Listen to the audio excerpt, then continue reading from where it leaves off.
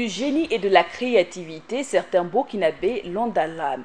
C'est le cas du meilleur bachelier de la série F3, Abdullah Rafat Ouedraogo du lycée privé professionnel du Kadiogo, qui a créé une voiture et une armoire électrique.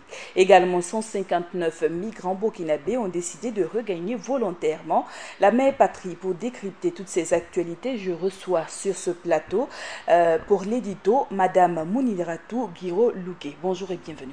Merci, bonjour. Déjà, comment ce prodige pourrait bénéficier d'appui de la part de l'État?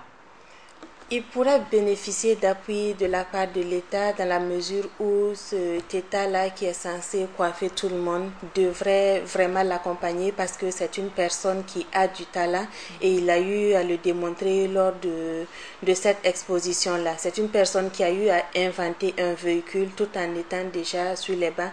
Il est le premier de sa classe au baccalauréat série F3 et pendant ses vacances il a eu à créer certains objets dont une voiture, même si cette voiture-là ne va pas à une très grande vitesse, mais c'est déjà quelque chose que de pouvoir arriver à ce niveau.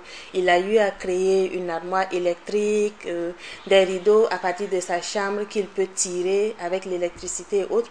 Donc c'est quelqu'un qui a du génie, qui a du talent et que l'État va vraiment perdre, le Burkina va perdre si on ne l'accompagne pas. Il a eu à le dire lors de l'exposition, c'est une personne qui est en quête de financement, qui est en quête d'une bourse pour pouvoir aller et actuellement il a postulé pour 2 bourses à l'extérieur. Il attend les résultats de cette bourse-là parce qu'il veut aller se former, se perfectionner pour pouvoir venir créer d'autres objets. Donc on perdrait vraiment à ne pas l'accompagner.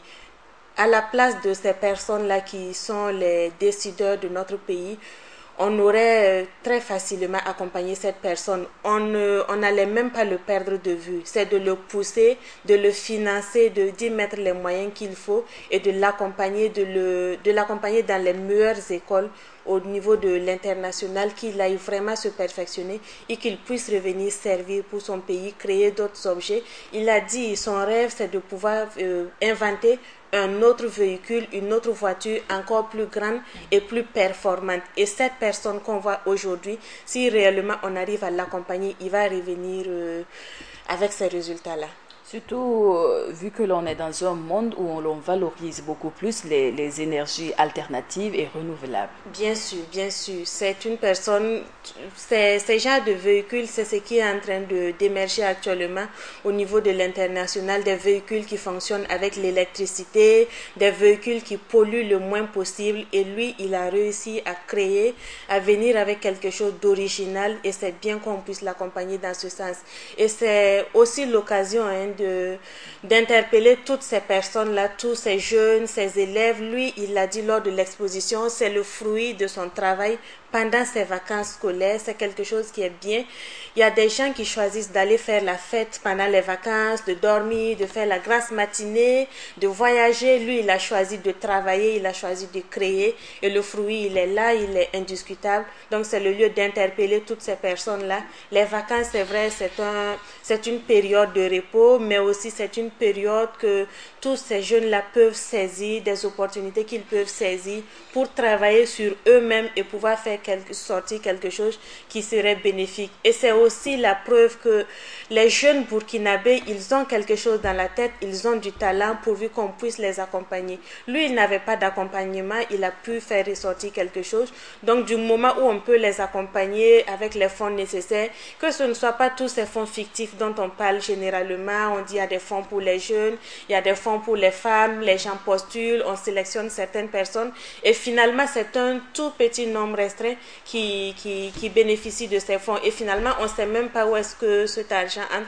Donc il faut surtout un certain sérieux de la part de nos dirigeants qu'ils puissent réellement travailler dans ce sens. Il faudrait même revoir les différentes politiques, les politiques économiques, les politiques d'emploi et autres, qu'on puisse vraiment penser à la situation de ces jeunes. Il y en a plein qui sont en chômage actuellement. C'est aussi la faute à notre école, l'école classique où on apprend des théories, on sort le jeune qui sort de cette école-là à la fin de sa formation, à part ses papiers, il ne sait que faire de ses 10 doigts. Donc c'est pour ça qu'il faut encourager à ce qu'on intègre surtout ces différentes notions techniques à l'école, le professionnel, les écoles professionnelles le font déjà bien, mais souvent c'est le matériel aussi qui manque. Il y a les talents, mais il n'y a pas le matériel qu'il faut pour leur formation. Il faudrait que les différentes autorités repensent à tout cela, revoir même notre système éducatif et pouvoir aider tous ces jeunes-là. Alors, il est bon de doter les étudiants de bourses étrangères pour leur formation, mais à quand le renforcement même de la compétence des enseignants et des structures éducatives? Tout cela, c'est quelque chose qu'il faut revoir, hein, parce que si on voit déjà au niveau du corps enseignant, c'est vrai, il y a des écoles professionnelles, des écoles de formation des différents enseignants, des lycées, collèges, universités et autres, mais ce n'est pas à tout moment que cette procédure est bien suivie. Quand je prends déjà du côté de la vacation, où on prend, c'est vrai que c'est pour aider certains jeunes, mais il y a des fois où ils ne sont pas suffisamment outillés pour aller aider leurs petits frères, pour aller leur donner les b.a.-ba au niveau de l'école. Donc il y a lieu aussi de revoir la formation de toutes ces personnes-là qui ont en charge l'éducation, qui ont en charge l'instruction et l'avenir de tous ces jeunes du Burkina Faso. Aussi dans le fil de l'actualité, 159 migrants ont décidé de regagner volontairement leur pays. Qu'est-ce qui pourrait justifier ce retour volontaire? Ce retour volontaire, nous l'avons tous vu au niveau des médias, ça a été déclenché par des situations, des conditions de vie vraiment déplorables à l'étranger. Ces migrants, ils ont eu à l'expliquer, ils étaient à l'étranger, l'accueil, ce n'était pas vraiment ce à quoi ils s'attendaient. Ils ne sont pas tous des migrants qui sont partis de manière frauduleuse et autres.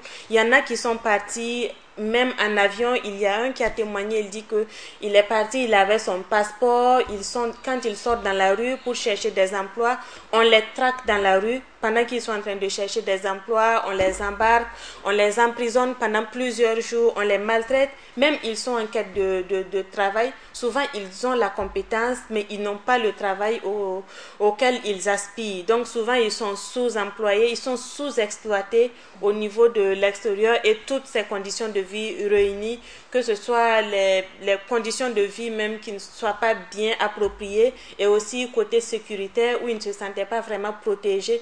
Tout ça, ça les a amenés à vouloir revenir au pays et c'est dans ce cadre-là qu'ils ont contacté l'Organisation internationale pour la migration pour qu'ils puissent les aider à revenir au niveau du pays.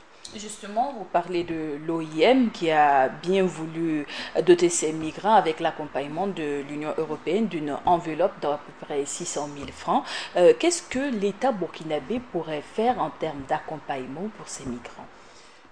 Qu'est-ce que l'État burkinabé pourrait faire en termes d'accompagnement des migrants? Il faut voir déjà même qu'est-ce que l'État burkinabé peut faire pour les Burkinabés. Il y a ce que l'État burkinabé peut faire pour ses citoyens et il y a aussi ce que les citoyens peuvent faire pour leur pays. Parce que ce n'est pas seulement la condition des migrants. Il y a des jeunes qui choisissent de rester au pays, qui ont la volonté, qui ont la connaissance, mais qui n'ont pas la possibilité de mettre cela au profit de leur pays. Donc c'est de revoir même toujours cette politique d'emploi-là. On ne demande pas forcément qu'on puisse tous les employer au niveau de la fonction publique, mais au moins qu'on puisse créer les conditions nécessaires à leur épanouissement dans leur propre pays. Et aussi ces personnes qui sont parties à l'étranger, ce n'est pas qu'ils n'aiment pas leur pays, mais ils sont partis dans la quête de conditions de vie meilleures à l'extérieur.